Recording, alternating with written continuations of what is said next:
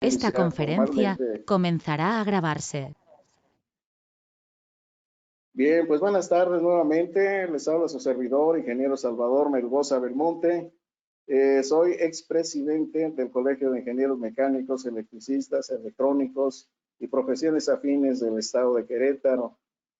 Por esta ocasión, nuestro presidente actual, el ingeniero Gustavo Manuel Espinosa Rutter, tiene que atender unos asuntos de salud en este momento y me permitió que, más bien me solicitó que dirigiera este evento.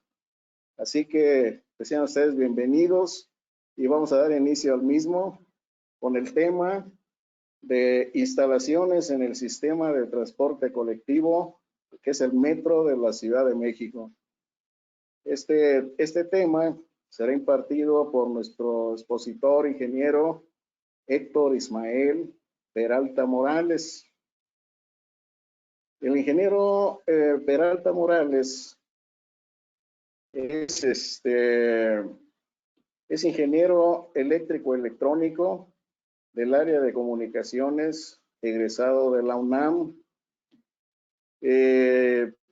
Entre la experiencia que tiene es que fue responsable de la administración de personal de ingeniería y técnico, así como materiales para llevar a cabo el mantenimiento preventivo y correctivo de equipos automatizados de sistemas de protección contra incendios en base a agua, además de otros sistemas automáticos de protección y supresión de incendios, encargado de realizar proyectos y propuestas para la solución, mejora y actualización de los subsistemas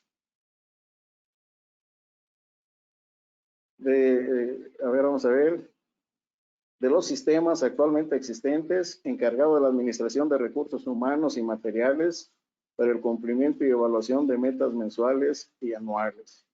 Todo esto en el sistema de transporte colectivo Metro de la Ciudad de México, y sus oficinas están en la calle Delicias 67, Colonia Centro, en la Ciudad de México.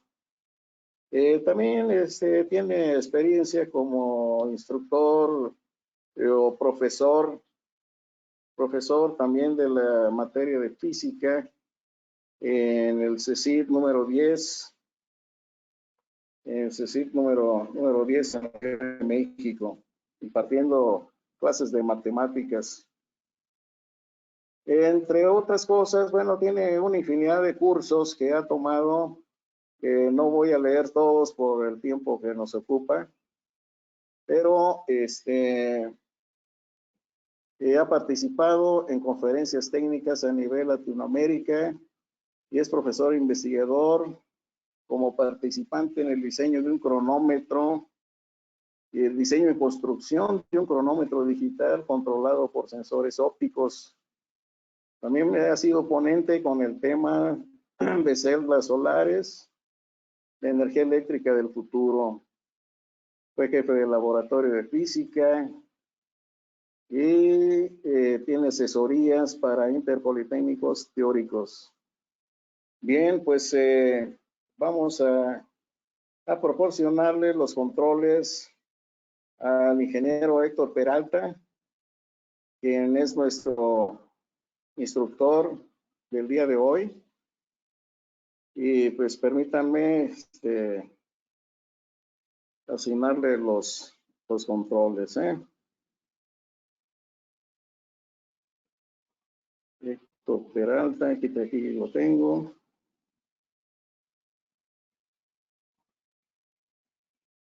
Entonces, pues ahí están los controles, ingeniero Héctor Ismael Peralta. Muchas gracias, ingeniero Salvador Buenas Melgoza tardes, Belmonte. bienvenido. Muy buenas tardes a todos. Gracias por estar el día de hoy aquí con un servidor. Espero que la plática que vamos a tener el día de hoy sea de su utilidad.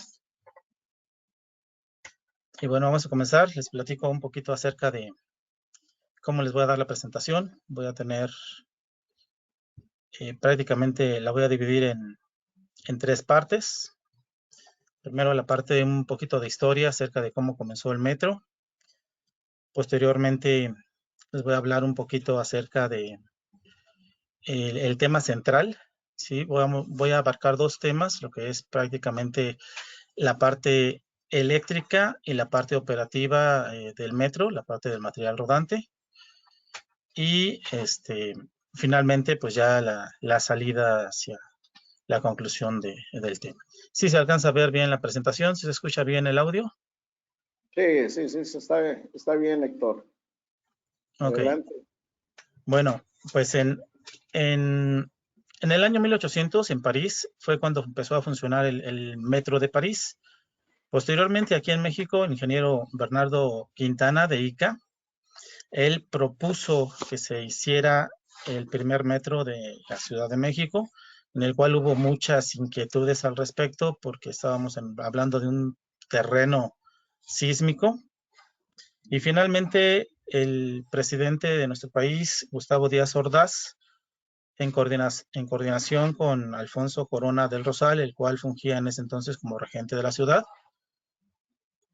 se coordinaron directamente con los franceses para dar paso a lo que fue el metro de la Ciudad de México.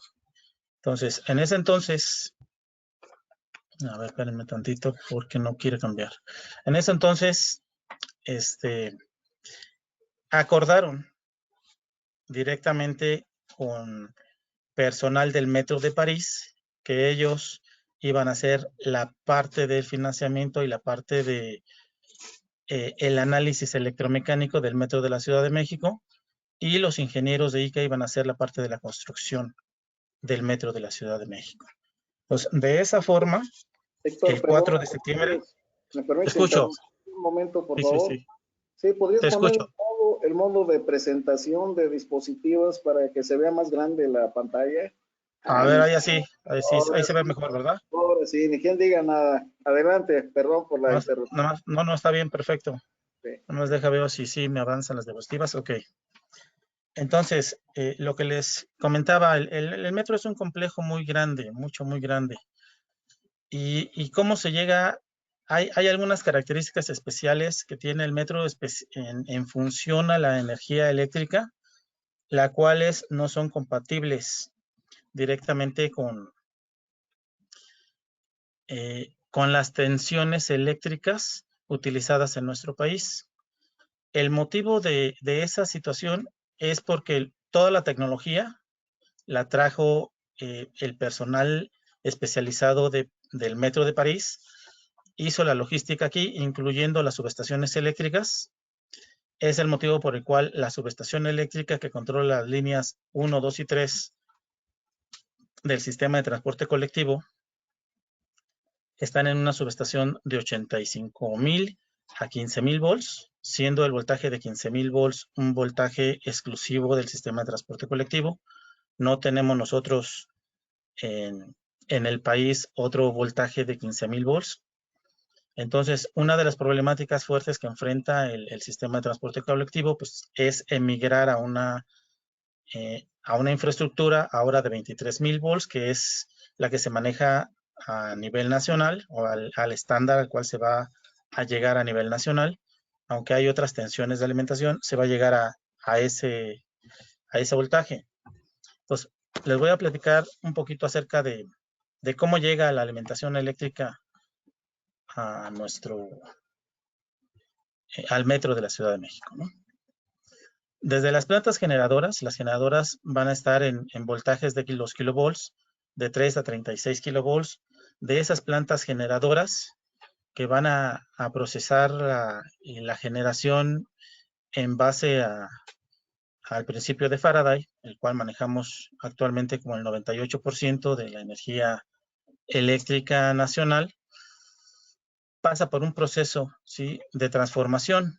De este proceso de transformación vamos a elevar este nivel de voltaje a niveles de transporte, de transmisión de la energía eléctrica, ¿sí?, por medio de líneas de transmisión, y van a estar dentro del orden de los 110 a los 380 o más kilovolts, dependiendo del país en el que estemos hablando.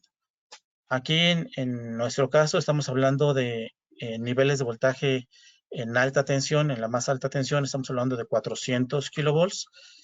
Y después viene la parte de la subtransmisión. Ya después llegamos a otro proceso igual de transformación y se acondiciona nuevamente la señal. Bajamos la señal de un voltaje alto a un voltaje más adecuado para la subtransmisión de la energía eléctrica. Y finalmente vamos a llegar a las líneas de distribución y de aquí a la parte de utilización en las redes domésticas, ¿no? Dentro de todo este proceso hay dos partes que son fundamentales dentro del sistema de transporte colectivo. Nosotros vamos a tener una línea de 400, un anillo de 400 y posteriormente un anillo de 230. Parte de la alimentación dentro del sistema de transporte colectivo está en 230 y en la parte central de nuestra ciudad está prácticamente en 85 hacia 23, hacia 15,000 volts. Permítame un momento. No me avanza la presentación.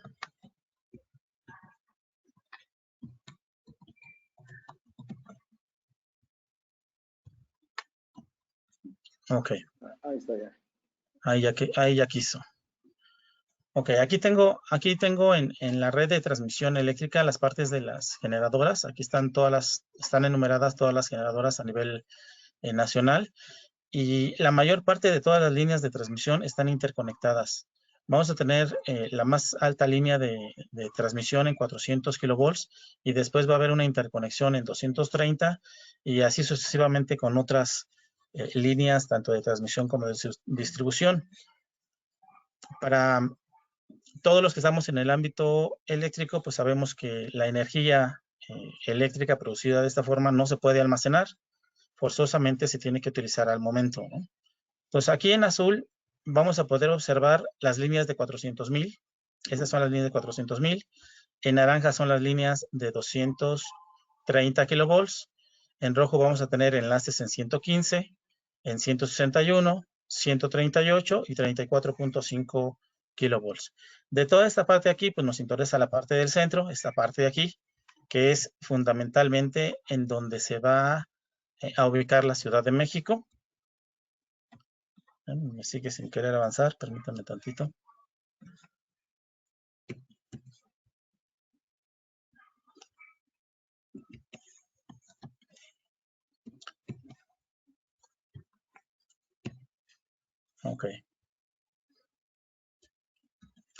Ok, entonces aquí tenemos las partes de la subtransmisión eléctrica. Vamos a poder nosotros subtransmitir en 161, 138, 115, 85 y 34.5. De estas, 85 kilovolts es la parte en donde está alimentada el puesto central de control 1, en donde vamos a tener dos alimentaciones. Una va a estar en Jamaica, en una subestación que está por el metro Chabacano, y otra subestación está en la parte de Nonualco. De esas dos subestaciones eléctricas se va a alimentar la parte de línea 1, 2 y 3. Ok, entonces aquí tenemos los voltajes normalizados para las líneas de transmisión en nuestro país. Estamos en 400 kilovolts, la más alta tensión, 85 en la parte central, 115, 138, 131 y 230. Ok, 85 es la que les decía, que es la de PC1, que es en donde me voy a centrar la mayor parte de la presentación. Y en 230 hay otro puesto central de control, el cual maneja lo que es línea 12 y línea 8, las cuales están alimentadas en 230 kilovolts y la salida está en 23. En el caso de la que tenemos aquí, nos llega en 85 y el proceso de conversión está a 15 kilovolts. Es el motivo por el cual hay una incompatibilidad en cuestión del voltaje que está distribuido a nivel nacional o al que se va a estandarizar a nivel nacional, que va a ser los 23,000 volts. Tenemos los voltajes de media tensión y finalmente los de utilización domésticos y prácticamente residenciales y operativos, ¿no? El CENACE. ¿Qué es el CENACE? El Centro Nacional de Control de Energía es el que se encarga de coordinar quién genera y qué tanto genera para la utilización de la energía eléctrica a nivel nacional. Entonces, este Centro de Control de Energía es el que se encarga de regular la energía a los 60 Hz, es el que se va a encargar de indicar qué plantas de todas las que vimos anteriormente, qué plantas producen, qué cantidad de energía van a producir, en qué momento van a entrar, en qué momento van a salir. Y entonces de ellos dependemos fundamentalmente para la coordinación de la energía eléctrica que tenemos nosotros a nivel nacional y que no tengamos disturbios, o que si aparece un disturbio, pues dé la indicación a otra subestación eléctrica de quién se encarga de producir prácticamente la energía, ¿no? Pues vamos aquí a la parte del anillo de 400,000. De todas las redes que vieron anteriormente, pues en la parte del Estado de México tenemos una red en 400,000. De ahí vamos a tener una serie de subestaciones eléctricas. De estas subestaciones eléctricas, prácticamente de aquí de Santa Cruz y de Texcoco, se va a alimentar la parte de 230,000, las cuales le van a dar la alimentación eléctrica al metro de línea 12 y de línea 8. En 230, 23,000 volts. Y más al centro vamos a tener las otras subestaciones eléctricas, ¿sí? En esta parte de aquí, ¿sí? En la parte más central de la Ciudad de México, la cual vamos a tener en un anillo de 85,000. De este anillo de 85,000 vamos a tener la subestación eléctrica de Jamaica y vamos a tener la subestación eléctrica de Nonualco. La característica que tienen esas subestaciones eléctricas es que están diametralmente opuestas, con la intención de que si ocurre un disturbio en alguna parte del anillo, no se pierdan las dos acometidas. La subestación Buen Tono, pues era operada, pues propia del metro, era operada por directamente trabajadores de la institución. Y cuando ocurría cualquier disturbio, se perdía alguna de las dos subestaciones, entonces se hace un proceso de maniobras para poder restablecer la energía con la mayor cantidad de seguridad y con la intención de restablecer el servicio. Entonces, la subestación contaba con una serie de seguridades bastante altas con la intención de que no se cometiera un error. Había seguridades tanto eléctricas como seguridades de tipo de chapas mecánicas para evitar que se cometiera un error en el manejo de la subestación. Aparte de contar también con los trípticos para poderlo hacer, ¿no? Pero es función prácticamente de todos los que estuvimos ahí como operadores en la subestación eléctrica de Buen Tono, pues el sabernos todas las maniobras habidas y por haber para poder manejar adecuada y funcionalmente esta subestación eléctrica, ¿no? Actualmente se siguen operando con 4 transformadores. Seguimos con 4 transformadores operando, pero ya no contamos con los DMTs que se tenían anteriormente. Con el apoyo de Comisión Federal de Electricidad se instalaron otros DMTs, pero mucha parte del control que se tenía anteriormente, pues no la tenemos actualmente. Ya no se tiene la parte centralizada de toda la información que llegaba ahí, que nos llegaba de las líneas. En ese edificio se centralizaba toda la información de la línea 1 a la línea 6. Y en esta subestación se manejaban también las ampliaciones y el control de energía de la 1 a la 6. Pero como esa es son independientes, esas subestaciones dependen directamente de Comisión Federal, la parte de las ampliaciones, las siguen manejando actualmente ellos siguen teniendo el control. Entonces a este tipo de control se le conoce como descentralizado.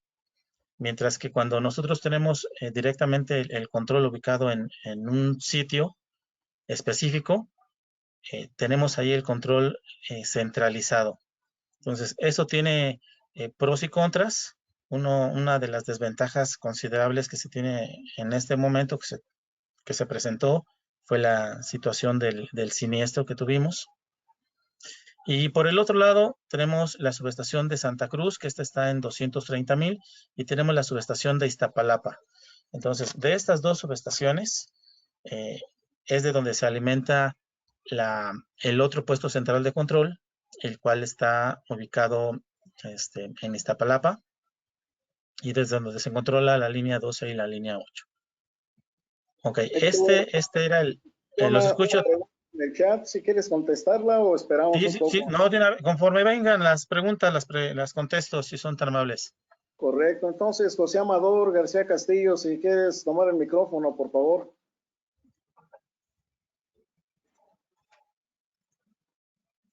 Ingeniero, entonces, Sí. ¿hay subestaciones especiales para el sistema colectivo Metro, específicamente?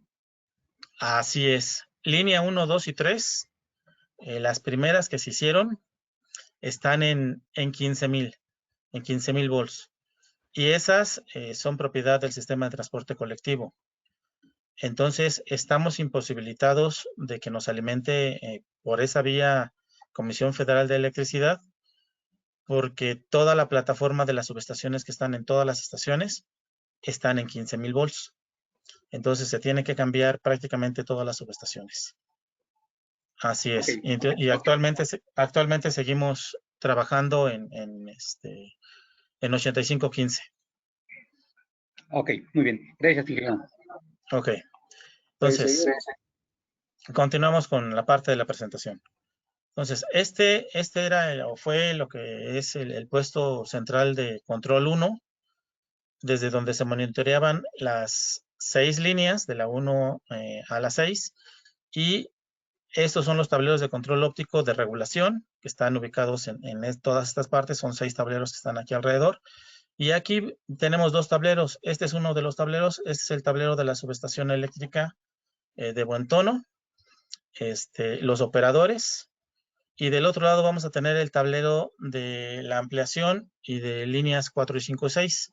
Entonces, este tablero de aquí, como les decía hace un momento, tiene un mando centralizado. Toda la información está centralizada ahí. Vamos a tener 2 acometidas. Y de esas 2 acometidas se puede, si falla una acometida, podemos alimentar desde la otra acometida. Y mientras que en el otro sistema, que está del otro lado, y te lo vamos a ver más adelante, está descentralizado. Ahí dependemos totalmente de Comisión Federal de Electricidad, y ellos van a manejar 2 alimentadores, uno preferente y uno emergente. Cuando tienen un disturbio en uno de los alimentadores, por cualquier motivo llegamos a perder uno de esos alimentadores, entonces conmuta por medio de un sistema automático de transferencia de carga al otro alimentador, y nos quedamos en ese momento de la conmutación sin energía eléctrica por un instante. Entonces, en esas partes es esencial que se cuente con sistemas de respaldo de baterías. Es el motivo por el cual todas las señales que llegan aquí se procesan a un ondulador y posteriormente salen del ondulador para el control de toda la señalización, para garantizar que ninguno de la señalización que esté a nivel de vías pierda en ningún momento la continuidad en cuestión de el servicio eléctrico. Entonces, aunque sea un momento, pues imagínense que un momento se quedó el aparato de vías en plena carrera y ya no terminó la carrera, pues nos ocasionaría un problema muy grave, ¿no? Pues para asegurar eso, se cuenta con onduladores para hacer el proceso de rectificación después de ondulación, y todos los semáforos y todos los aparatos importantes que nos mandan información centralizada o aquí al puesto central de control no pierdan el control durante esos momentos de disturbio que todos sabemos que se llegan a presentar en algún momento, ¿no? Ok, este es el otro puesto central de control. Este es el puesto central de control 2. Están ubicados en las mismas instalaciones, diferentes edificios.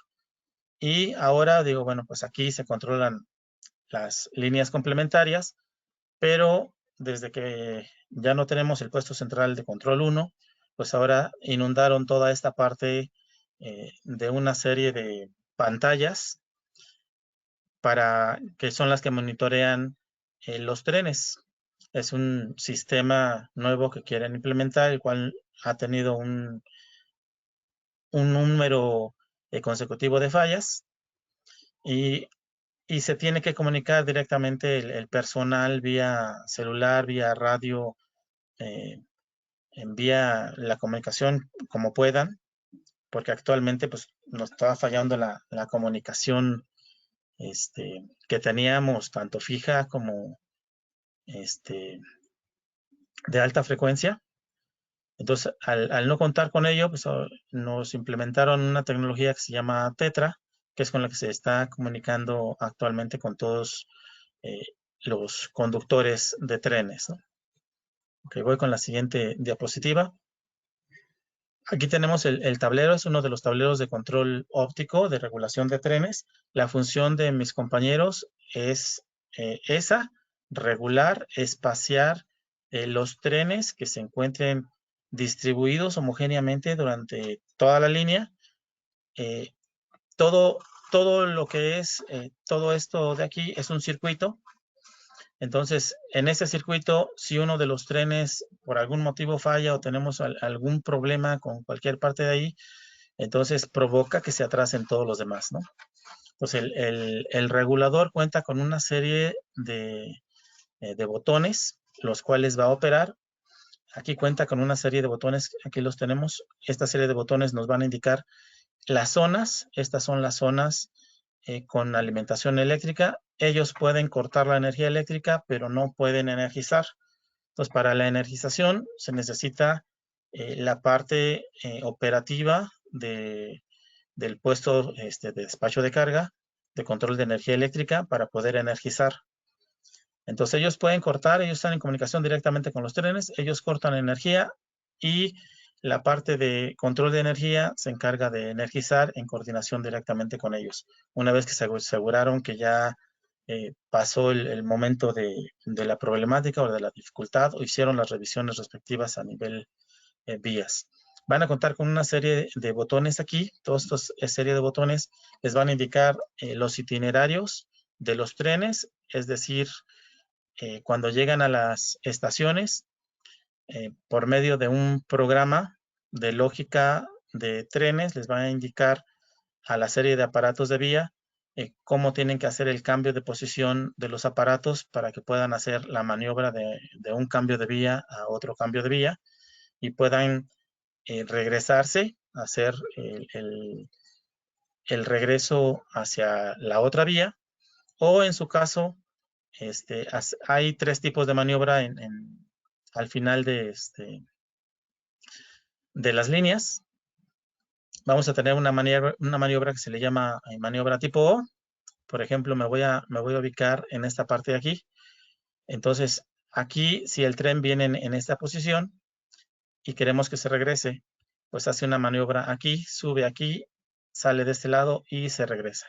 Entonces, cuando hace una maniobra directa, yo creo que les ha tocado a todas las personas que han abordado un tren, que hay ocasiones en las que el tren llega directamente ya a la terminal, pero en lugar de llegar a la terminal final, pues hace el cambio de vía antes de llegar a su destino y descienden los pasajeros por donde van a ascender los nuevos pasajeros.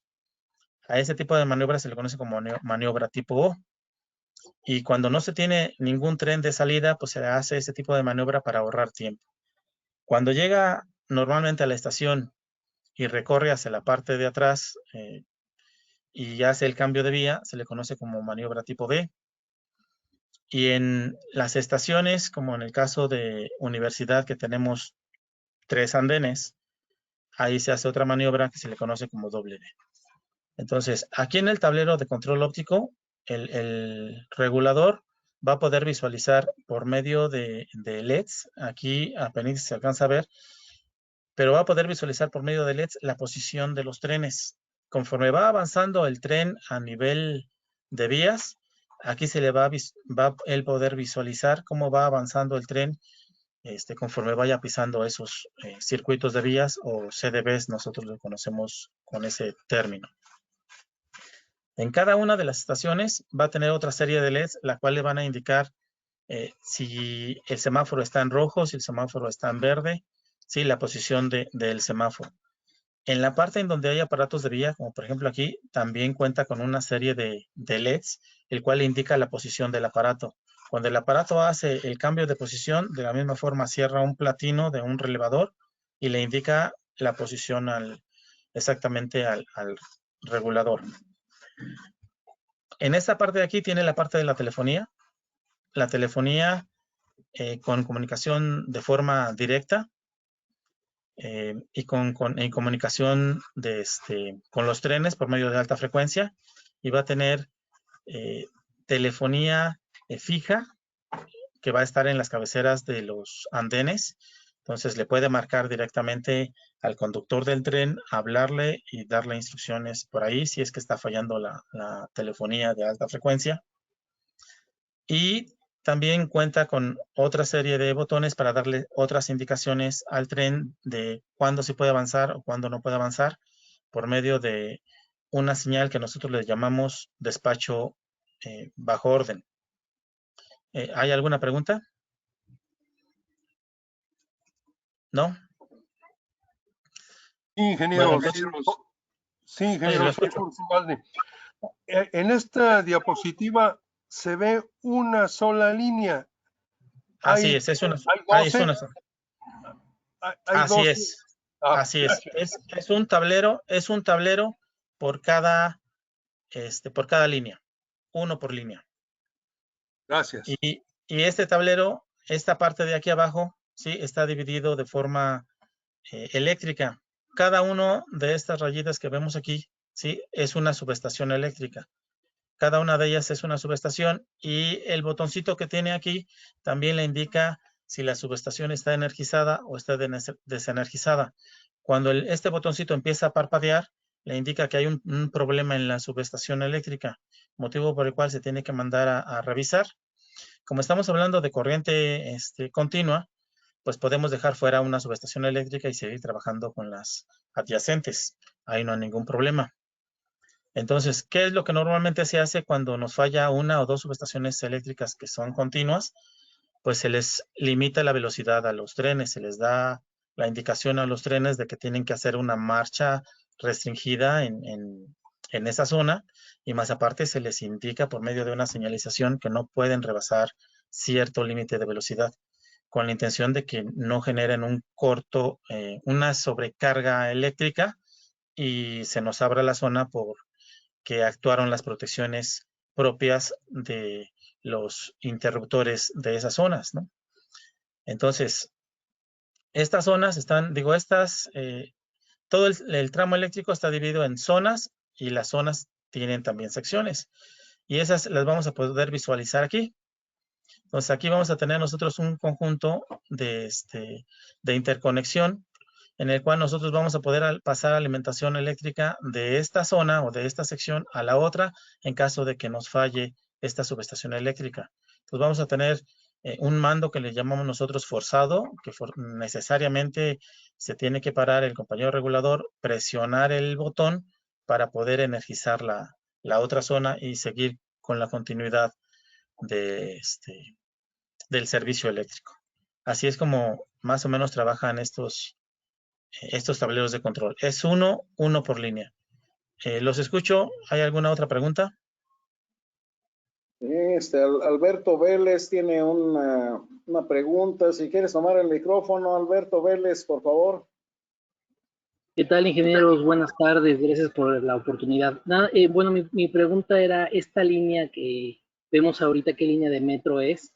Y me sale también la curiosidad cuántos trenes están asignados a esta línea y más o menos cuál sería un consumo de energía de estos trenes. Y obviamente hay diferentes momentos, ¿no? No es lo mismo el consumo en el arranque que ya en carrera, y también qué tan pesados, qué tan cargados van los trenes. Esta más una como que me surge la pregunta. Muchas gracias. Okay. Bueno, mira, me parece que el tablero es de línea 1. No lo alcanzo a visualizar bien, pero me parece que la fotografía que monté es del tablero de línea 1. Aquí en línea 1, entre lo que es Salto del Agua y lo que es Valderas, tenemos esta vía que le conocemos como la vía Z, que es en caso de que se descomponga un tren o tengamos alguna problemática con el tren, no se lleva hasta la parte final, sino se aloja aquí y se le da continuidad a lo demás. La otra pregunta que me estás haciendo, aproximadamente cada tren consume 1 megawatt.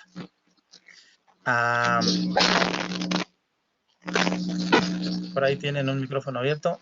1 megawatt aproximadamente. Estamos hablando, bueno, ligeramente menos del mega, pero lo podemos cerrar en un mega. Los trenes cuentan con 4 motores que van a funcionar de ida y 4 motores que van a funcionar de regreso. Así es como está funcionando en cuestión de la potencia de los trenes. Ahora, la parte de la alimentación eléctrica de los trenes es por un dispositivo que se le conoce como chopper, el cual en el ámbito electrónico lo conocemos como un troceador. Eso nos provoca que la señal de corriente continua sea fraccionada. Entonces toma una parte de la señal con toda los 750 volts, ¿sí? La corta y posteriormente deja pasar un tiempo en 0, vuelve a tomar la señal, la vuelve a cortar y así está, ¿no? Como trozando la señal de corriente continua y con eso regulan la velocidad de los trenes. Se regula la energía y la potencia de cada uno de los trenes. Esa es la condición. Tantito más adelante voy a hablar un poquito más acerca de esa parte. Ok, entonces, aquí es la parte que les decía, ¿sí? Aquí estamos en la zona de maniobras, la que te mencionabas, línea 1. Estamos aquí, Isabel la Católica, aquí está Valderas, aquí está Salto del Agua. Esta es la zona de maniobras. Aquí se alcanza a percibir perfectamente bien. ¿Cuál es la potencia máxima que consumen? 1 megawatt. Esa es la potencia máxima que consumen. Entonces aquí ya se alcanzan a apreciar perfectamente bien. Este es el aparato de vía. Esta es la posición que tiene en este momento el aparato de vía. Y nos señala por medio de un LED la posición del aparato de vía. ¿Ok? Y aquí por medio de un otro LED nos indica la posición del semáforo. Nos indica qué color tiene el semáforo en esta posición. Cada uno de los aparatos tiene un nombre, se le da un nombre específico. Estas leyendas también se encuentran a nivel de vías para que los conductores también identifiquen las señales, son señales fijas que se encuentran ahí y ellos la van a poder leer cuando vayan directamente en el tren y puedan coordinarse directamente con el compañero regulador. Entonces, van a poder observar, por ejemplo, aquí tenemos esta señal de aquí, es un semáforo en verde. Ok, aquí ya tenemos otro en rojo. Y así sucesivamente. En el tablero hay un sinfín de señales, las cuales nos indican con mucha precisión la ubicación de los trenes. Los trenes se comunican si tienen alguna problemática. Por ejemplo, cada uno de los trenes es numerado. Aquí hay una posición de un tren. A estas que están aquí se le conocen como los circuitos de vía, los CDBs, están señalizados aquí. Los CDBs también tienen un número, se pueden observar aquí arriba, cada uno de los CDBs tiene un número, y conforme va avanzando el tren, va pisando esos circuitos de vía, las llantas portadoras, que son las metálicas, pisan los circuitos de vía, y al pisar los circuitos de vía, se cierra esta señal. Entonces nos manda la posición del tren en tiempo real en donde se encuentra. Entonces, hay lugares en donde puede cerrar 3 circuitos de vía, como por ejemplo cuando hace un cambio de esta naturaleza, que están muy cerrados ahí los circuitos. Entonces, se identifica exactamente en dónde se encuentra el tren, puede pisar 3, en ocasiones puede pisar 2, y va a haber otras ocasiones en las que únicamente pise un solo circuito de vía, en lugares en donde haya más espaciamiento entre los semáforos. Entonces, estas posiciones, sí, lo escucho. Perdón, mi pregunta no fui claro. En horario máximo, a la hora que corren la mayor cantidad de trenes, ¿cuál es el consumo total del metro en megawatts? Del metro. Aproximadamente en horas pico se llegan por cada una de las líneas, línea 1, 2 y 3, estamos hablando de 44 trenes aproximadamente. Esos 44 trenes, estaríamos hablando aproximadamente de 132 megawatts con consumo máximo. O sea, todos traccionando al mismo momento, consumiendo la potencia máxima en todos los circuitos de las tres líneas de 1, 2 y 3. La subestación eléctrica consta de 4 transformadores de 38.5 megawatts. Estamos hablando de 38.5 de 154 megawatts. Entonces, realmente los trenes, pues ahora sí, en las condiciones extremas, consumirían esa potencia, pero realmente no todos traccionan al mismo momento. No todos van a arrancar y a frenar. Y esa es otra parte interesante del sistema. Tienen regeneración, cuando los trenes van frenando, tienen un circuito de regeneración que le proporciona los motores, ahora actúan como generadores y le proporcionan energía eléctrica a las vías. Entonces, todos esos factores se tendrían que considerar para poder saber más o menos cuánto se está consumiendo en picos. Pero estamos hablando de que son picos de corriente, no ahí podríamos hablar de un promedio de energía eléctrica en una hora pico, que yo lo podríamos estimar quizás en un 80% de esos 144. Podríamos hablar aproximadamente de 115 megawatts, más o menos en lo que sería línea 1, 2 y 3. Te escucho, Alfredo. Gracias. ¿Alguna otra pregunta? ¿Algo más? ¿No? Bueno, aquí estamos. Este es el tablero de control. Aquí sí son dos personas las que manejan este tablero de control. Este es el tablero de control de línea 1, 2 y 3. Este tablero de control tiene las dos subestaciones eléctricas. Aquí vamos a tener una subestación eléctrica. Aquí tenemos la otra subestación eléctrica. Esta parte de aquí, ¿sí? Es un seccionador rotativo en la parte central, la cual está normalmente abierto en la mayor cantidad de ocasiones. Cuando hay un disturbio en 85,000, pues se cierra este seccionador para poder alimentar a los otros dos transformadores. Y lo mismo pasaría con el otro alimentador. Entonces tenemos aquí están los 4 transformadores. De estos 4 transformadores tenemos la llegada, de aquí hacia la parte de abajo sería propiedad de Comisión Federal de Electricidad, y a partir de aquí de la cometida hacia arriba, pues ya sería propiedad del metro. Entonces todo esto, toda la subestación ya es propiedad del metro. Aquí estamos hablando de que vamos a tener la opción de aislar el transformador para darle mantenimiento cuando se requiera. El número de interruptores es muy similar. En todos los casos, pues para un transformador necesariamente necesitamos aislarlo a ambos lados. Tenemos en la llegada y a la salida del transformador, aquí tenemos 85,000 y aquí vamos a tener nosotros 15,000 volts. Entonces, lo que les decía, 15,000 volts, porque fue lo que nos trajo los franceses como tecnología para poder alimentar al metro de la Ciudad de México. Y esos 15,000 no son compatibles con los 23,000 que están distribuidos pues prácticamente en todas las calles, ¿no? Entonces de aquí, pues de la misma forma, ¿sí? Tenemos otra serie de seccionadores, las cuales nos van a permitir distribuir la energía eléctrica para una serie de buses. Vamos a tener nosotros 2 buses de tracción, bueno, de un lado para alimentar una cometida, y vamos a tener de alumbrado, vamos a tener 2 buses. Entonces, los buses de tracción son los que nos van a dar la alimentación eléctrica para todos los trenes, y los buses de alumbrado nos dan la alimentación eléctrica para las estaciones y para los edificios. Entonces, para cada una de las líneas se mandan 2 cables, uno por una vía y otro por la otra vía, con la intención de que si falla uno de esos cables, no se quede la estación completamente a oscuras. Se queda ahora sí que a mitad de alumbrado, en lo que se rehabilita el proceso de la alimentación de energía eléctrica.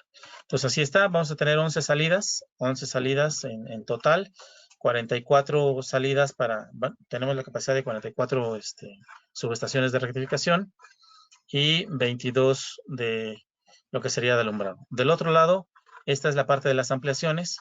Aquí tenemos la ampliación, esto sí es control de lo que es Comisión Federal de Electricidad, y ellos tienen aquí la propiedad de los alimentadores.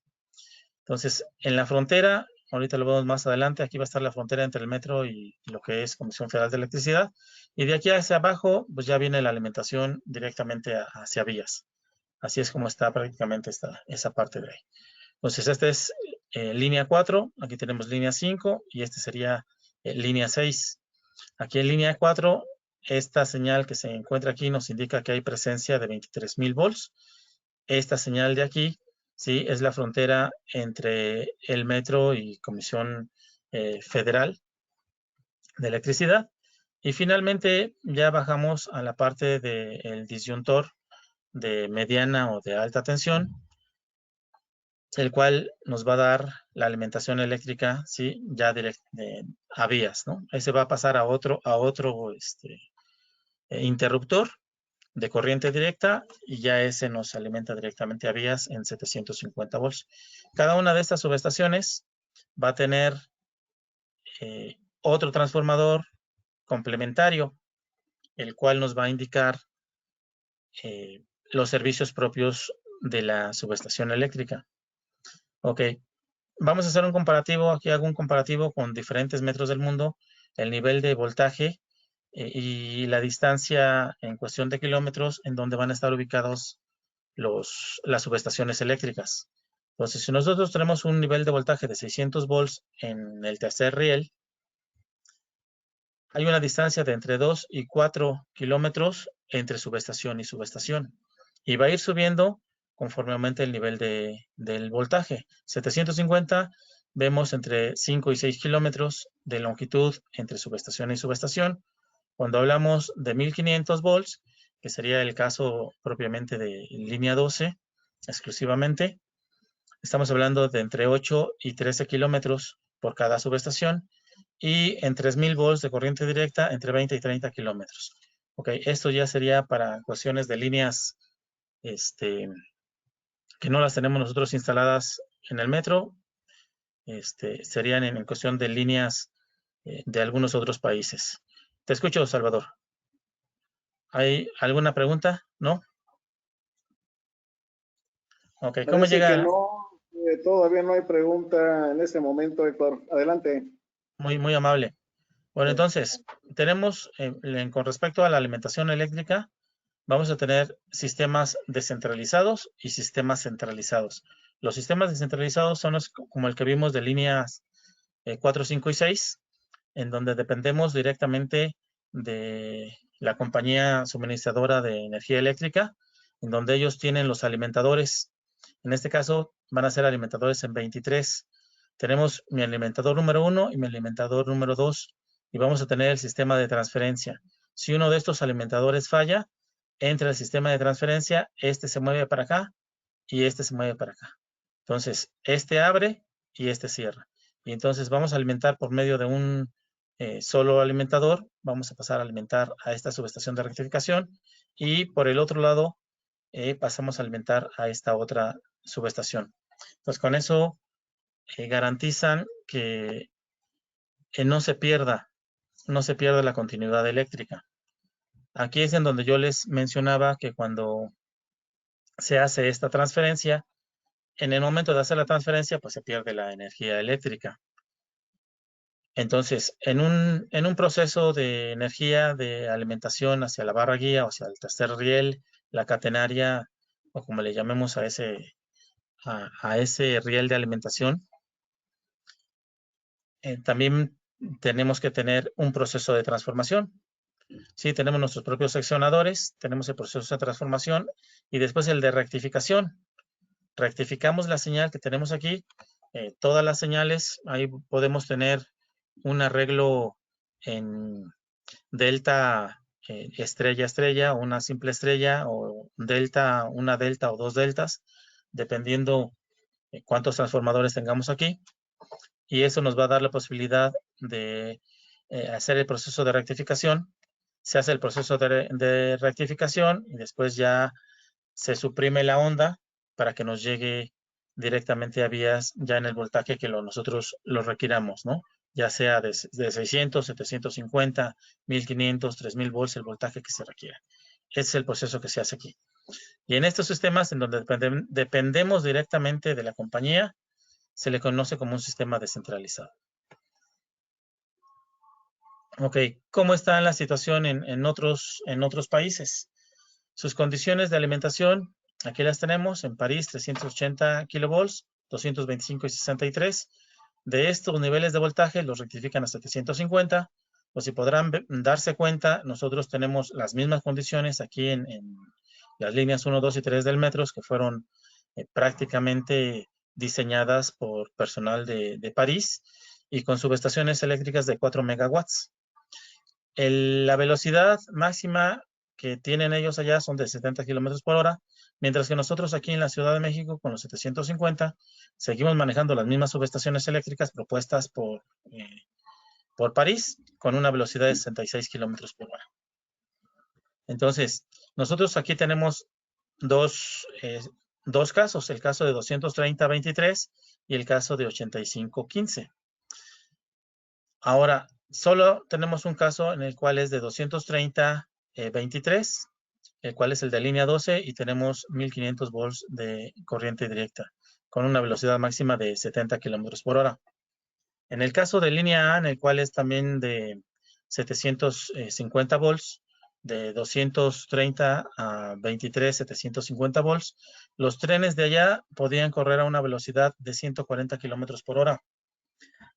Inicialmente corrían a 90 kilómetros por hora, o sea, tenían esa tolerancia, pero por las dificultades del terreno que está en esa zona de línea A, pues se fue reduciendo esa velocidad y actualmente se maneja esta velocidad y en el tramo de Peñón Viejo hacia Catitla, pues ya se maneja una velocidad reducida de aproximadamente de 35 kilómetros por hora por la dificultad del terreno que tenemos ahí.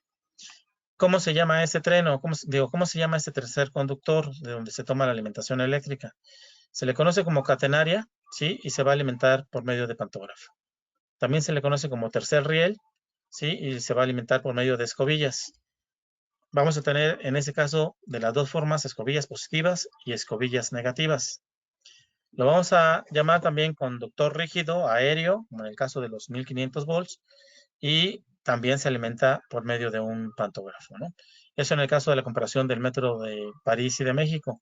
Aquí en el caso del metro de Medellín, podemos observar que tenemos 140 kilovolts, lo transforman a 1500 volts, tiene subestaciones de 7 megavolts ampere y su velocidad es superior a la que nosotros manejamos, ¿no?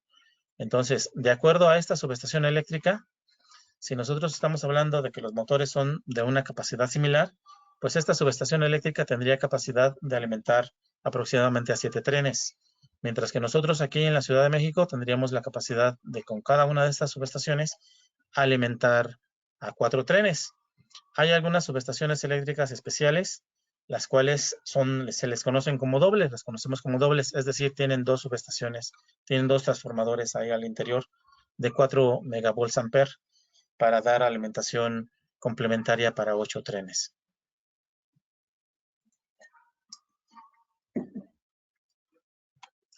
En la parte centralizada, pues se depende directamente de la subestación eléctrica.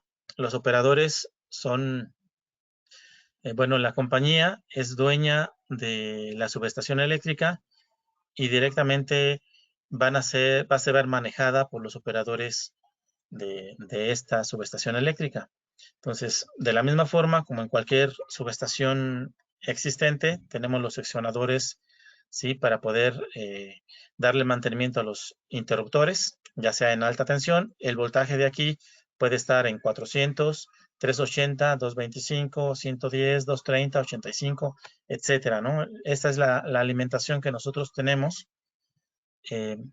hablando de cualquier tipo de alimentación a nivel mundial. Eso es general y no cambia en absolutamente nada. De ahí pasamos a los enlaces. Tenemos que tener un enlace entre nuestra primera fuente de alimentación y la segunda fuente de alimentación. En caso de que falle una fuente de alimentación, tenemos que asegurar que nos proporcione energía eléctrica la segunda fuente de alimentación.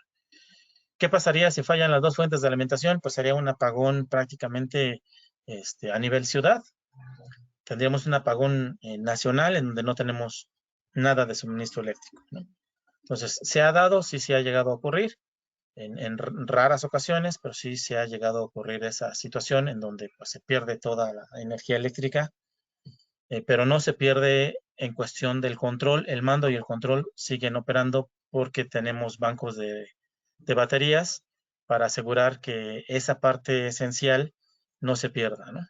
Y ya después de aquí viene a los transformadores que van a alimentar, son los transformadores principales de la subestación eléctrica. Estos transformadores pues, nos van a alimentar a otras series de subestaciones, tanto de alumbrado como de rectificación. Entonces, como les mencioné hace un momento, aquí únicamente estoy montando las subestaciones de rectificación. Cada una de estas subestaciones de rectificación nos va a dar alimentación prácticamente al tercer riel. ¿Y en qué nos va a alimentar? Pues en estos voltajes, ¿no? Los voltajes que ya habíamos hablado, 600, 750, 1500 volts o 3000 volts, que son los voltajes normales a nivel internacional, ya para ese tercer riel, ¿no? Entonces, todo lo demás, pues ya son prácticamente interruptores y seccionadores con la intención de poderle dar mantenimiento a cada una de las partes que están interactuando en la subestación eléctrica. Ese es el sistema centralizado. Ahora, todos los sistemas van a contar, ¿sí?, con un transformador de auxiliares. Este transformador de auxiliares es otro transformador y dependiente del transformador que nos va a dar la rectificación hacia vías. Este va a ser utilizado para alumbrado, va a ser el voltaje que tengamos de la llegada. Si nosotros aquí tenemos un voltaje de 23, lo vamos a convertir de 23 a 230. Si tenemos un voltaje de 15 a 230, o el voltaje que nosotros nos esté llegando aquí para la alimentación propia del circuito de vía, lo vamos a convertir a un voltaje comercial con el cual vamos a poder energizar los motores propios del cuarto de máquinas, donde está la subestación eléctrica, el alumbrado y los circuitos de fuerza que tengamos nosotros ahí. Y por el otro lado vamos a tener, ¿sí?, la parte del proceso de rectificación, ¿sí?, y la alimentación a vías. ¿Cómo llega aquí? Llega aquí a la parte de la alimentación a vías y podemos tener de aquí, de la parte de la alimentación, otro seccionador, que es el que vimos ahí en el tablero, el cual nos permite, un interruptor, perdón, el cual nos va a permitir energizar otra zona, ¿sí?, adyacente a esta. Si hay algún problema, pues mandamos el cierre forzado de este interruptor y energizamos la zona adyacente. Ok, ¿cómo regresa la alimentación eléctrica? Pues regresa por el riel.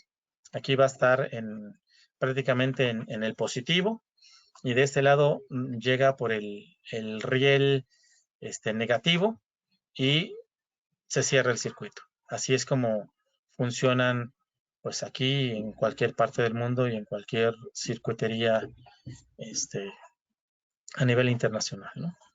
Pues vamos a ver aquí la parte de la alimentación principal, ¿no?, en corriente alterna de una subestación propiamente de rectificación.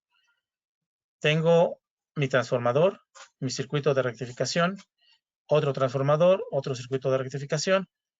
Este me va a alimentar a una serie de interruptores, el cual me va a alimentar a una vía y el otro me alimenta a la otra vía. ¿Ok? Y este, a su vez, tiene otro pequeño seccionador, el cual va a tener la posibilidad de energizar esta parte de aquí. Aquí digo, pues no hay ningún problema en cuestión del voltaje que se está manejando, como es de corriente directa. Entonces no hay problema que se cierre o esté abierto. Normalmente están cerrados y estos son los que nos indican la intermitencia cuando nos está fallando este circuito en el enlace con una zona y la otra zona. Y así se va. Esto va y se sigue de la misma forma, ¿no? Entonces vamos a tener nosotros mi catenaria 1, mi catenaria 2, ¿sí? Estos alimentados por un lado, el otro alimentado por el otro lado, y de esa forma garantizamos que todos tengan la alimentación en 750 volts. Ok, ¿cómo regresa esa alimentación? Ya llegamos aquí, entonces se hace un puente de inducción. Tomamos el neutro de ese punto de inducción, este que aparece aquí en un guinda, nos indica el riel, entonces está conectado directamente al riel y de ese riel llegamos directamente a la realimentación. Así es como está funcionando esa parte de ahí. Vamos con la parte de la alimentación de alumbrado y fuerza en los sistemas masivos de transporte, ¿no? De la subestación eléctrica, los escucho. A ver, Gilberto, si quieres preguntar, por favor. Sí. ¿De cuántos caballos es cada uno de los motores de tracción? Uy. De los 4 motores que tiene el... No vas a hacer las operaciones. A ver, permíteme tantito.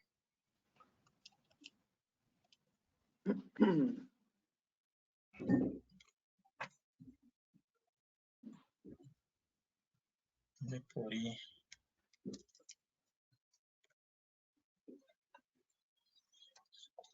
Se puede contestar posteriormente también. Sí, bueno, ahí es cuestión de hacer el cálculo. Nos está consumiendo 1 mega cada watt potencia máxima. Ahí únicamente hay que hacer el factor de conversión de los 746 watts que nos tiene un caballo de potencia y ya tendríamos ahí la relación en caballos de potencia, más o menos. Pero bueno, aquí tenemos, de este lado, llega la alimentación de la subestación eléctrica y llega a la subestación de alumbrado. Aquí estas subestaciones de alumbrado van a estar ubicadas directamente en las estaciones y llega a esa subestación, ¿sale? Llega aquí a la subestación, nos va a alimentar, ¿sí? Por medio de un interruptor a un bus. Este bus va a tener un regreso por medio de otro interruptor. Este pasa y se va a la siguiente estación. Entonces aquí vamos a tener un circuito de anillo, el cual nos va a permitir alimentar por medio de ese mismo cable a la siguiente estación. Y así se va a seguir. En la siguiente estación va a tener este mismo arreglo, un anillo, y se va a ir a la siguiente estación y a la siguiente estación. Y al final va a estar abierto, ¿sí? Este circuito va a estar abierto para que no llegue con el cable que viene de la otra vía. Entonces únicamente se cierra ese cable, ese interruptor, en dado caso de que tengamos nosotros un disturbio o una falla directa en uno de estos, en una de estas subestaciones de alumbrado. Por el otro lado, ¿sí? Vamos a alimentar aquí, vamos a tener la protección fusible y, bueno, es el circuito de protección cuando se entra a mantenimiento. Tenemos la protección fusible y entramos al transformador. Entonces aquí entramos al transformador ya sea en un voltaje de 23, aquí estamos hablando de 23 o de 15,000 volts, y del otro lado nos está saliendo al voltaje de 220 o 440, que es el que vamos a utilizar nosotros para nuestros propios servicios de la estación. Si estamos hablando de alumbrado, estamos hablando de 230 volts, y de aquí va a ir a todos los interruptores termomagnéticos o a todas las pastillas termomagnéticas para alimentar toda la circuitería que tengamos nosotros ahí, ya sea alumbrado, ya sean contactos de fuerza, ya sean motores, ya sea controles. Y dentro de estos que están aquí, va a haber algunos especiales, los cuales se les conoce como de alimentación preferencial.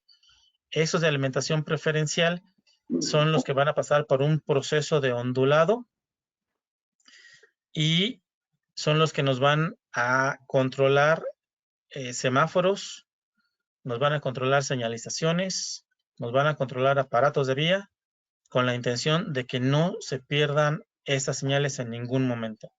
y cuando se pierda una de estas señales, hace el proceso automático de transferencia de carga al circuito que corre por la otra vía para que no se pierda nada de ese control y permanezcan continuamente energizados. Entonces esos circuitos van a estar energizados permanentemente. Ok, vamos a la pregunta. Oigo. Sí, todos estos interruptores ¿son manuales o son accionados? Sí, son las pastillas termomagnéticas que conocemos normalmente de la casa. Sí, son manuales. Correcto. Ok, bueno, vamos con la parte de la señalización. Si sienten que me alargo mucho, pues me dicen, ¿eh? Vamos con la parte de la señalización. La señalización, vamos a tener 3 tipos de señalizaciones: fijas, móviles y de tren. Las fijas pues, están propiamente en las estaciones y en los túneles. Nos van a indicar los semáforos, anuncios luminosos, anuncios de salida de tren, anuncios de hombres trabajando, etcétera, ¿no? Son todas las que vamos a encontrar inmovibles en toda la infraestructura del túnel. Las móviles, pues son todas las que van a aportar todos los trabajadores, ¿no? Todos los que en algún momento descendemos a vías y tenemos que tener esa señalización móvil. Y finalmente, las que están en el tren. Entonces, el tren va a tener un fanal, el cual pues, es una pantallita que tenemos aquí. Internamente, dentro de ese fanal, van a tener una serie de señalizaciones, las cuales le van a dar un indicativo. El fanal es este que está aquí, este de aquí. Le van a dar un indicativo al conductor del tren de cómo están las condiciones del propio tren. Le mandan todas las indicaciones de la presión del tren, de la condición de las puertas, de si hay una palanca accionada, etcétera, ¿no? Le manda una serie de señalizaciones que le van a permitir tomar alguna decisión importante o notificársela al regulador en algún momento. ¿Ok? Y el de cierre de puertas. Okay, el de cierre de puertas pues, es un botón el cual nos da un timbre cuando se va a cerrar la puerta y en el momento que cierra la puerta se escucha un campanazo indicando que la puerta fue cerrada correctamente. Entonces en ese momento ya el conductor puede avanzar el tren. Ok, entonces este es el fanal. Aquí vamos a tener una parte también de comunicación. Tiene comunicación directamente con los usuarios. Sí, activa el interfón y se puede comunicar directamente con los usuarios. Y va a tener aquí también el velocímetro. Este es el que les va a indicar la velocidad a la cual circula el tren. Esta parte de aquí es la telefonía de alta frecuencia, la cual le permite tener la comunicación directamente con el regulador. Y de este otro lado tiene el conmutador, el cual le va a indicar las velocidades a las que puede avanzar el tren. Voy a avanzar la diapositiva. Entonces, cuando nosotros movemos la palanca en esta posición, va a indicar una serie de velocidades de tracción 1, tracción 2, tracción 3 y así sucesivamente, ¿no? Cuando va hacia arriba, en la parte central, pues es el neutro. Y cuando va hacia arriba, va traccionando. Y cuando esta palanquita la jala hacia la parte de abajo, indica que va disminuyendo la velocidad.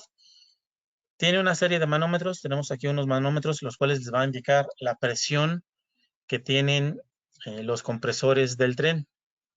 Esa presión es importante porque en caso de emergencia, pues se utiliza el freno de emergencia, así se le conoce.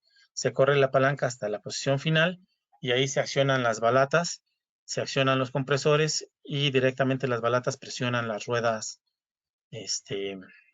del tren. Como tiene diferentes formas de conducción, vamos a tener nosotros una palanca, la cual nos va a indicar si va a conducir en pilotaje automático. Si está apagado, lo tiene que apagar en algún momento del tren. Si tiene un tipo de conducción, una marcha lenta, una marcha normal, ¿sí? O una marcha un poquito más acelerada, tenemos ese tipo de marchas. Entonces, por medio de la conmutación de esta palanca, le va a indicar las marchas que puede tener el tren. Entonces, normalmente la mayor parte de ellos, pues la indicación que tienen es que lo conduzcan en pilotaje automático, pero va a haber algunas ocasiones en las que por alguna condición no nos esté funcionando correctamente el pilotaje automático o tengamos una señal en rojo y se tenga que franquear. Entonces, tenga que hacer una conducción manual controlada y tenga que avanzar el tren para poder brincar esa señal, en lo que se le notifica al personal encargado de la señalización que atienda la avería correspondiente y no se interrumpa el servicio. Y posteriormente, pues lo vuelve a conmutar al pilotaje automático, ¿no? Así es como está la señalización aquí. Ahora, vamos a tener señales de espaciamiento. Las señales de espaciamiento son los semáforos. Los semáforos son los que nos van a indicar a qué distancia va a correr un tren de otro. Normalmente se deja 2 semáforos de seguridad. Si vamos a tener este semáforo y vamos a tener 2 semáforos más adelante en verde. Cuando es en la estación, aquí únicamente se deja solamente un solo semáforo. Pero a esas señales se le conocen como despaciamiento. ¿Cómo se activan estas señales? ¿Cómo se activan los semáforos? Los semáforos, aquí en la parte de abajo, tienen un circuito que se le conoce como, lo conocemos como circuito de vía. Aquí vamos a tener una señal y el circuito se cierra hasta acá. Y entonces, en las juntas de dilatación, en donde están prácticamente los rieles, el riel es el que va haciendo contacto directamente con la rueda de acero, y la rueda de acero es la que nos está indicando la posición del tren. Entonces, cada vez que cambia de un circuito de vía, que están aproximadamente cada 150 metros, a otro circuito de vía, entonces se señaliza la posición del tren. Entonces aquí, cuando el tren que iba aquí adelante, sí, ya avanzó 2 circuitos de vía más, es decir, 2 semáforos más, entonces este semáforo que está aquí tiene la lógica de ponerse en verde. Y así va a seguir. Entonces la lógica, cada vez que avanza 2 semáforos o 2 circuitos de vía, el semáforo que viene atrás se pone en verde y así sigue. Mientras que si este estuviera en rojo, este también de acá estuviera en rojo. Tuviéramos los dos en rojo. Ahorita en la posición, si el tren avanza, llega a esta posición, este se pone en automático, se pone en rojo y sigue avanzando y puede llegar hasta aquí. Entonces va a tener este en rojo y va a tener el semáforo de atrás, también lo va a tener en rojo. Entonces eso, si hay un semáforo en rojo y el tren viene en pilotaje automático, el tren se bloquea automáticamente, no sigue avanzando. Entonces toda la señalización sirve para indicarle al tren las condiciones en las que debe de avanzar. Vamos a tener señales de maniobra, que son las que les comentaba hace un momento, cuando tenemos que cambiar de una vía a la otra. A esas se les conocen como señales de maniobra, ¿sí?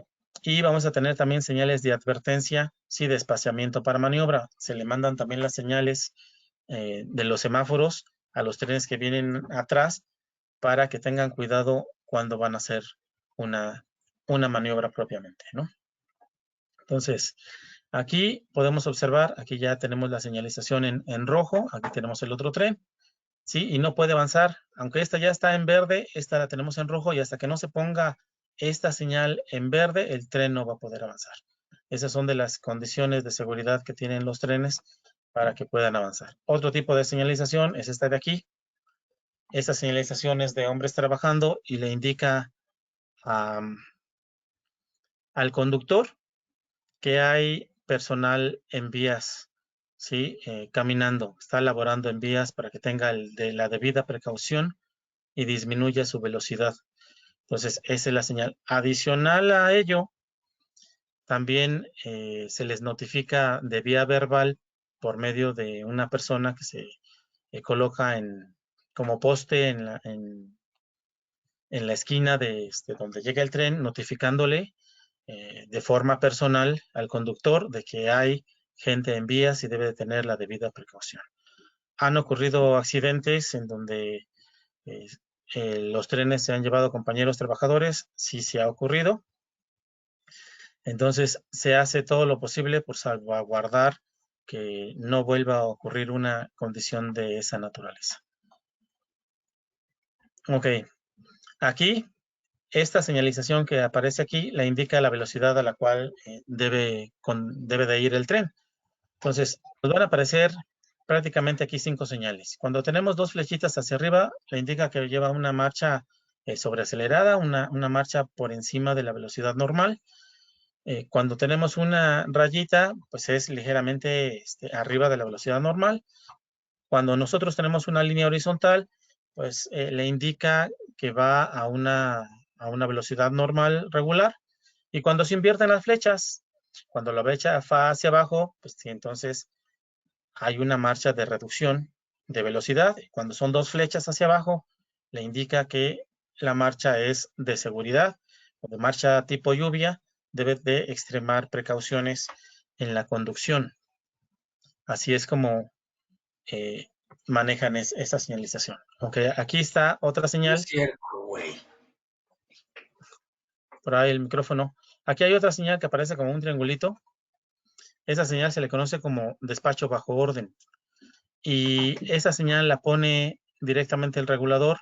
Desde allá tiene el control, presiona un botón y aparece esta señal y va a estar parpadeante, va a estar encendiendo y apagando y le va a indicar al conductor del tren que no puede avanzar aunque tenga los semáforos en verde. Eso es lo que le va a indicar al conductor del tren. Entonces, si hay algún incidente o algo que tengan que regular, es la función de ellos, regular la distancia de los trenes para que no se sobrecarguen las subestaciones eléctricas. Entonces, deben de estar espaciados los trenes en todo el circuito. Entonces les ponen este tipo de señales para que se detengan en lo que le dan la oportunidad al siguiente tren de avanzar y llegar a su destino. Aquí está en la parte de las juntas de dilatación. En la junta de dilatación vamos a tener de este lado un circuito de vía y de este otro lado el otro circuito de vía. Cuando la rueda portadora pasa de un circuito de vía al otro, entonces en ese momento cambia el LED de una posición a la otra y le indica al regulador la posición de ese tren en ese momento. Las balatas, aunque no lo crean, son de madera y se someten a procesos de ignifugación, es decir, que no se enciendan las balatas. Se les somete en tratamiento de aceite de coco y de salmuera para asegurar que las balatas no se prendan. Sin embargo, les ha de haber tocado en alguna ocasión que llega a haber algún tren que produce mucho humo porque va arrastrando la balata, va pegando la balata directamente con la rueda portadora y pues genera una cantidad considerable de humo del aceite que se va quemando. Ok, ¿esas en dónde van? Pues estas son los frenos.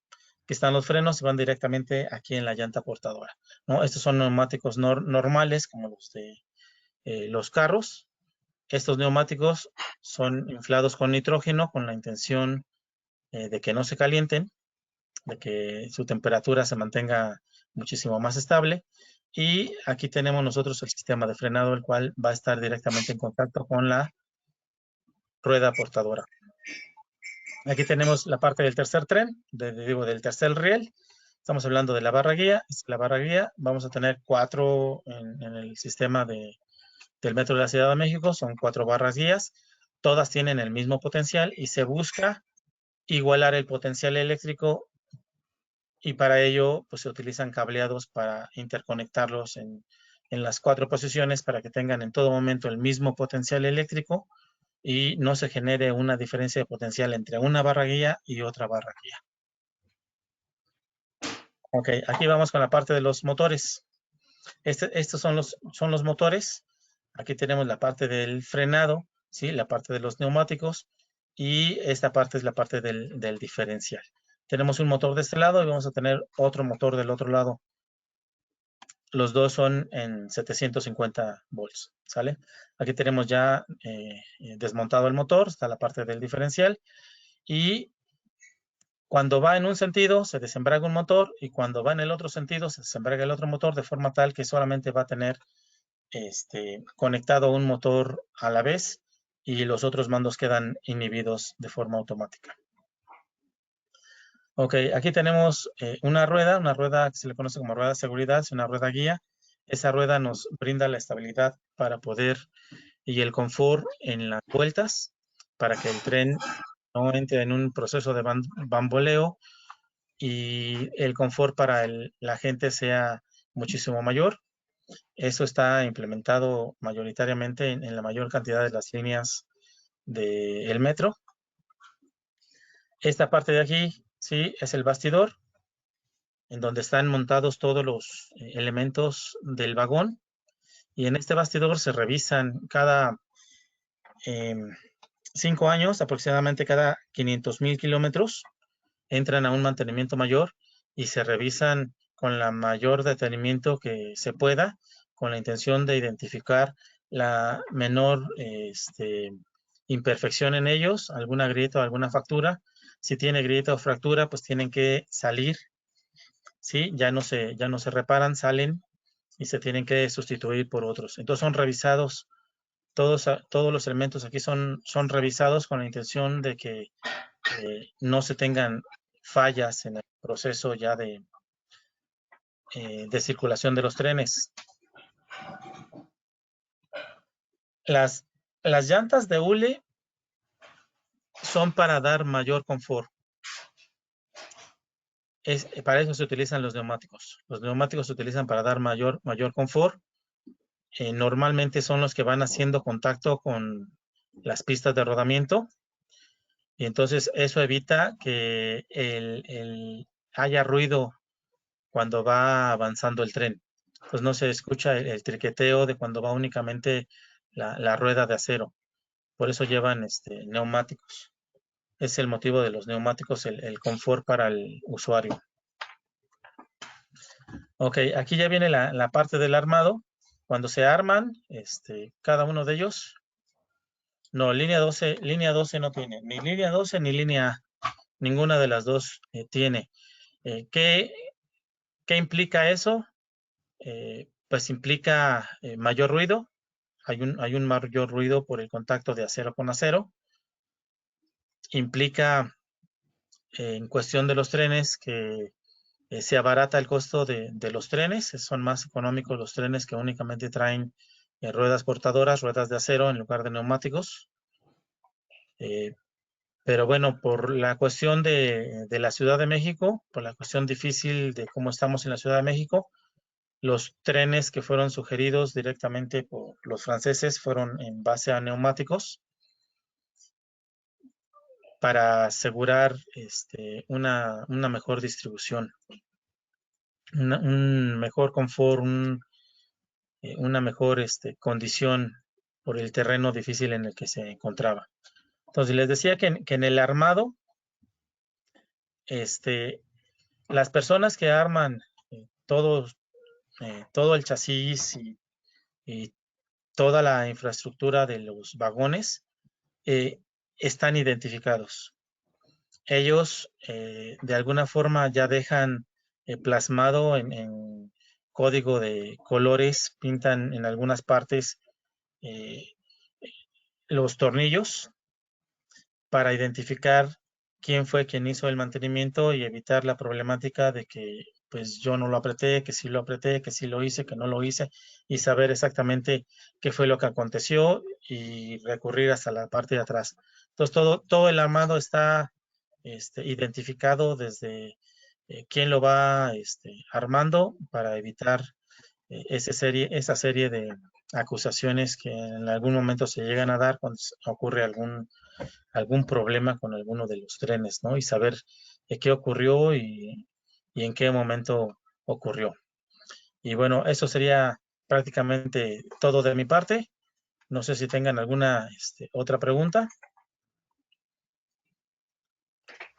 Adelante, todas las preguntas que tengan allí, no se las dejen, sáquenlas, por favor. Es el momento.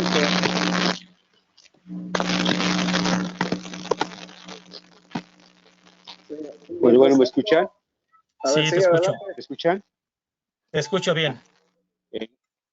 Muchas gracias, sí. Ingeniero, ¿cómo estás, Héctor? Soy Ramón García, me da mucho gusto saludarte. Muy amable, Ramón, muchas gracias. Bien. Qué bueno que te puedes conectar. Sí, en primer lugar, pues felicitarte por esta exposición que viene hacía falta hacerla del conocimiento y qué bueno a los organizadores por este tipo de actividades, de eventos que están organizando, pues saber en qué condiciones se encuentran todos nuestros patrimonios, como es en el caso del metro.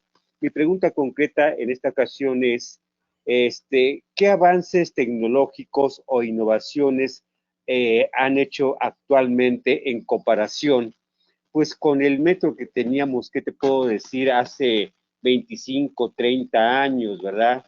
Yo ya tenía ahorita previos a tu presentación, unas preguntas, pero en sí se han ido contestando a través de tu exposición, como era quién abría y cierra las puertas de los convoyes, quién da la señal de avanzar o de parar el metro, y bueno, esto se ha ido ya de alguna manera contestando. Y no sé si se pueda, si esté en tu competencia, el porqué de que una firma o una organización extranjera haga un peritaje y no una organización nacional haga el peritaje del asunto que nos está competiendo actualmente. Es básicamente lo que yo quería preguntar. ¿Te refieres a lo de línea 12, Ramón? Sí, por supuesto, sí, claro, sí. Ok, bueno, yo creo que mira, desde mi punto de vista muy personal, ahora sí que no tengo elementos que puedan probar lo que voy a manifestar. Sin embargo, pues ahora Claro, sí, claro. En términos generales, pues ahí yo veo dos condiciones. Una es una posible fractura de uno de los cordones que estaban ahí. Una de las tablas tenía muchos cordones. Yo veo una posible fractura de uno de los cordones y por ahí se viene el desplome de la ballena, ¿no? Son supuestos.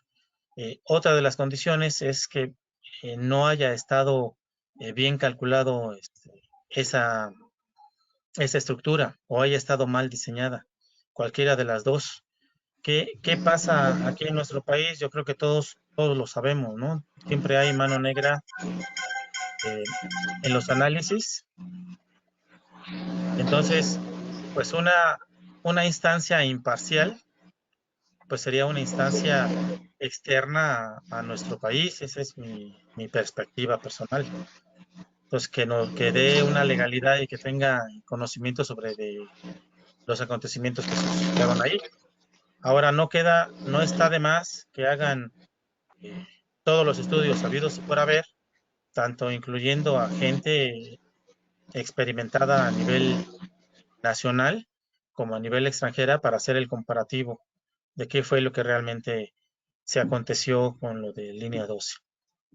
Ahora que nos entregue o que haga público directamente la fiscalía qué noticias tiene al respecto de lo acontecido, pues ya nosotros tendremos una idea de lo que ellos nos digan, ¿no?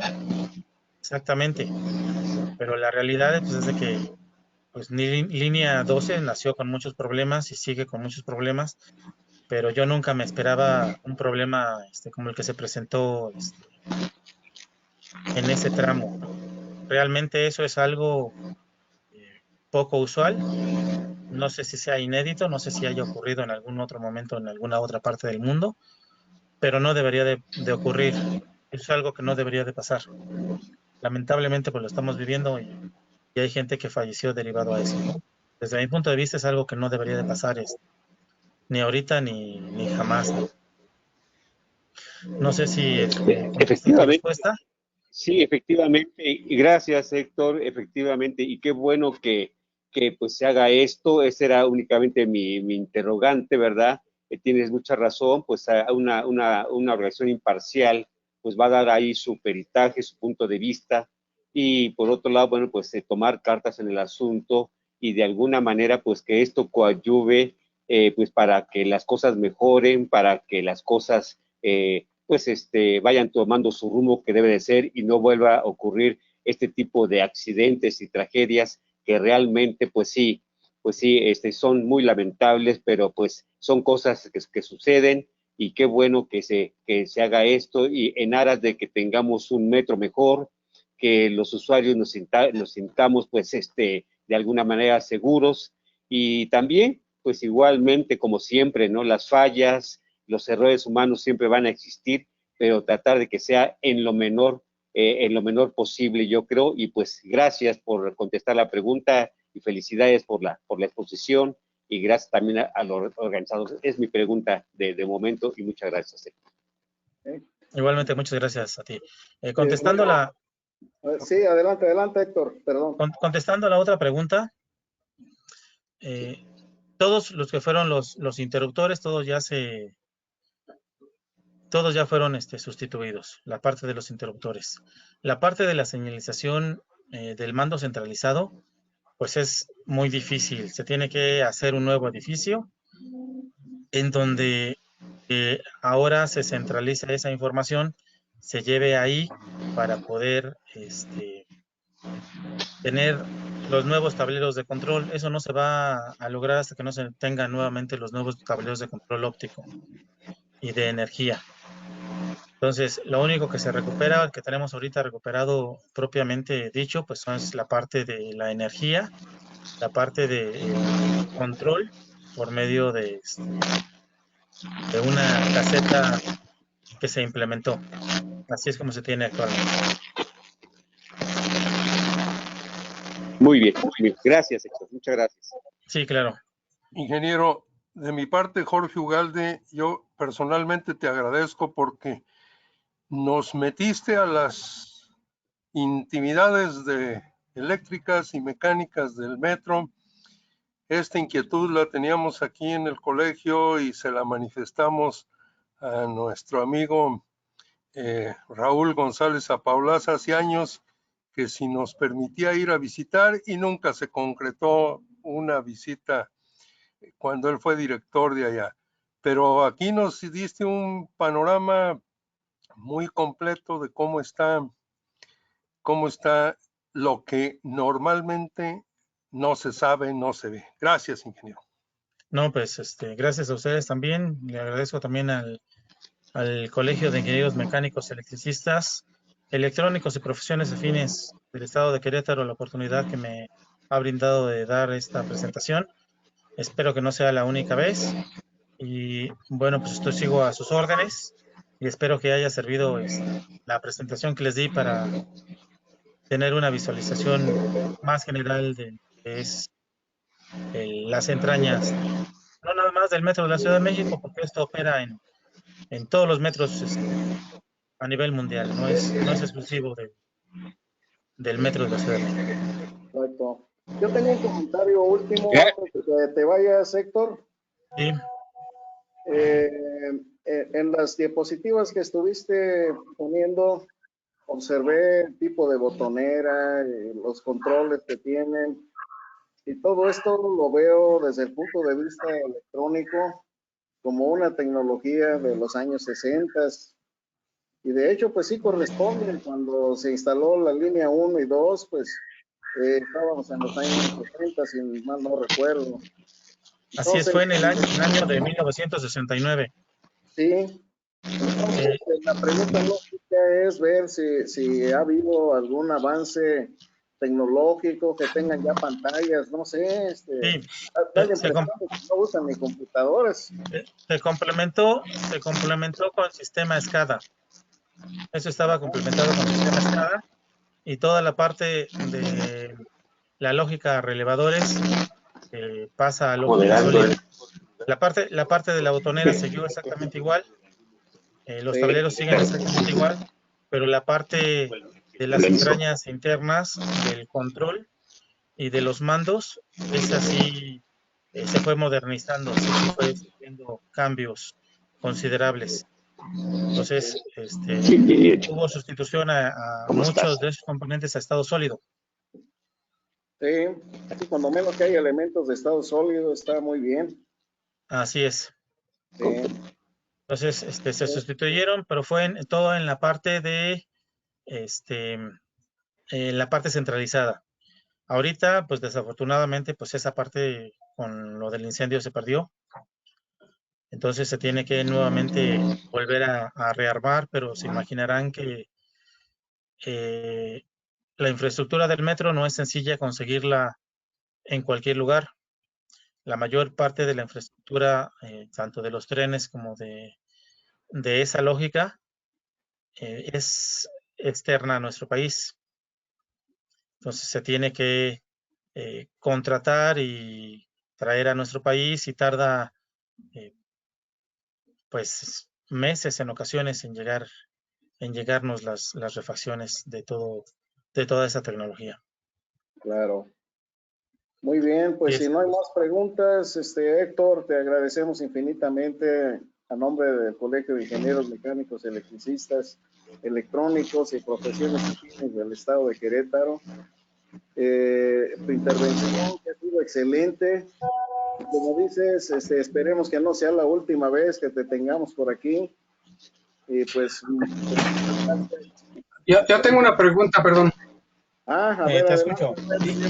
¿Esta presentación está grabada en YouTube o en algún otro lado? Sí, porque yo me conecté muy tarde y quisiera verla toda. Sí, claro. Muchas gracias, ingeniero José Amador.